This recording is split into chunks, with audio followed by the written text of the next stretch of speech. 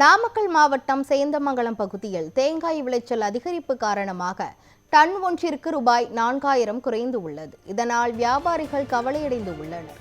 இதுகுறித்த கூடுதல் விவரங்களை வழங்குவதற்காக நமது செய்தியாளர் பெரியசாமி இணைப்பில் உள்ளார்.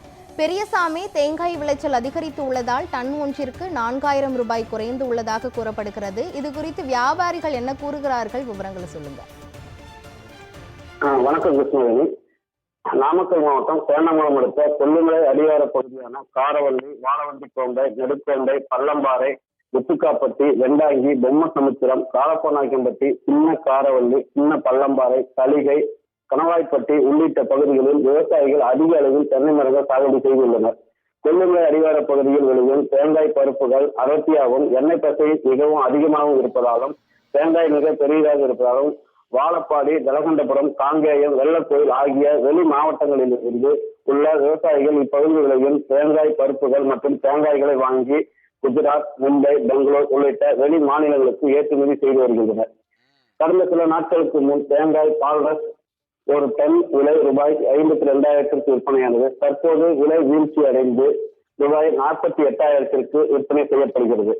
குடுமி வைத்த தேங்காய் ஒரு டன் விலை ரூபாய் 57,000 விற்பனையானது. தற்போது விலை வீழ்ச்சி அடைந்து ரூபாய் 53,000 விற்பனை செய்யப்படுகிறது. தேங்காய் பருப்பின் கிலோ விலை 185 விற்பனையானது. தற்போது விலை வீழ்ச்சியின் காரணத்தினால் 5 ரூபாய் குறைந்து ரூபாய் 180 விற்பனை செய்யப்படுகிறது. மேலும் ஒரு தேங்காய் விலை ரூபாய் 17 ரூபாய் முதல் 18 ரூபாய் வரை விற்பனை செய்யப்பட்டு வருகிறது.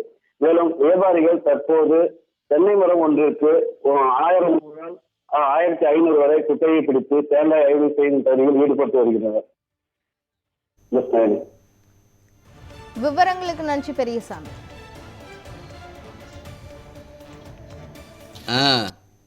நான் நாமக்கல் மாவட்டம் சேந்தமங்கலம் மாவட்டம் காரவள்ளியிலேருந்து பேசுகிறேங்க. நாங்கள் தென்னை மரம் குத்தகை பிடிச்சி வியாபாரம் பண்ணிக்கிட்டு இருக்கோம். இப்போ கடந்த சில மாதங்களாக காய் விலையும் ஓரளவுக்கு சுமாராக விற்கிதுங்க. அதேமாதிரி ரேட்டும் பார்த்திங்கன்னா ஒரு மரம் பார்த்திங்கன்னா கடந்த ஆண்டை விட இந்த ஆண்டு பரவாயில்லைங்க.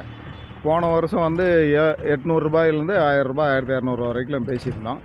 இந்த வருஷம் பார்த்திங்கன்னா 1000 ரூபாயிலேருந்து 1500 1600 கூட மரம் நம்ம ஏரியாவில் போகுது.